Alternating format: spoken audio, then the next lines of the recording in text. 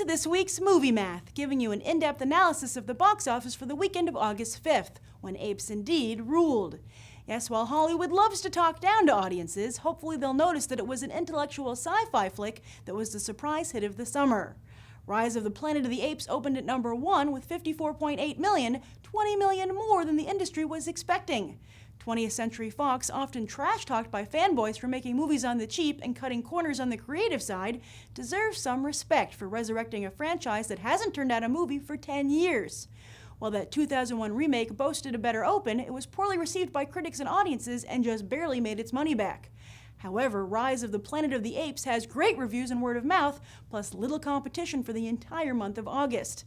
In fact, I personally think it's the best movie of the year so far, and an excellent reminder that when you decide to make another species super smart, maybe you should choose one without thumbs. Like maybe cows. We could totally beat cows in a war. And this boffo box office is also great news for James Franco, Frida Pinto, and Andy Serkis, who will see their price tags go up as well as rise a few pegs on Hollywood's hot list. This couldn't have come at a better time for Franco, and there's actually some awards buzz for Serkis' motion capture performance. He was passed over for Gollum, not even receiving a single major nomination.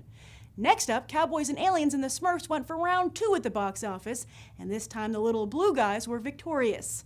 Sporting a 41% drop to Cowboys and Aliens' 57% drop, the Smurfs are up to $76 million, while Craig and Ford are up to only $67 million.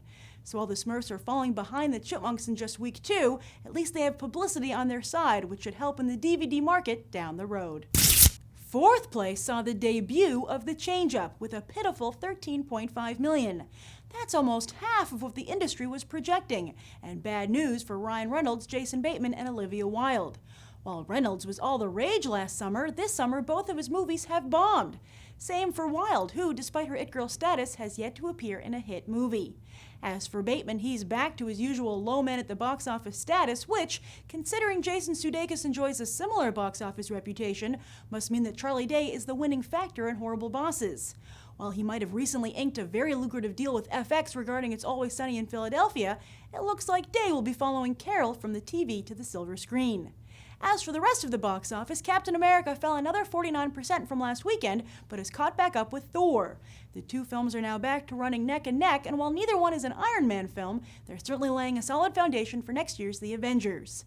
Meanwhile, Crazy Stupid Love held relatively steady with just a 37% drop. However, Horrible Bosses enjoyed that same drop, yet that movie is in its 5th week of release, not 2nd.